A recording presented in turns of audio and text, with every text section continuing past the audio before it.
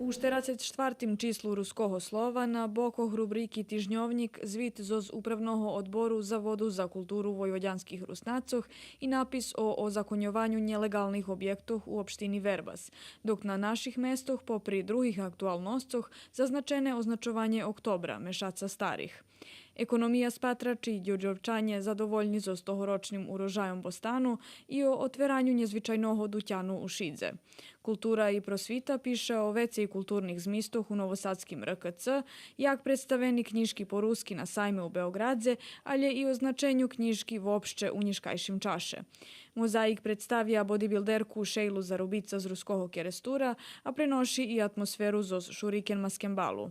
Rubrika Duhovni život provadzela jak preslaveni Kirbaj u Bačincoh, a rubrika Ljudze roki život okrem veljtonu Jagnje skapal rock'n'roll čitačoh upoznava zoz Miroslavom Medješom z Kocura. Na sportu piše o uspihu keresturskih stolnoteniserov na opštinskim zmahanju i o aerobiku u Kocure.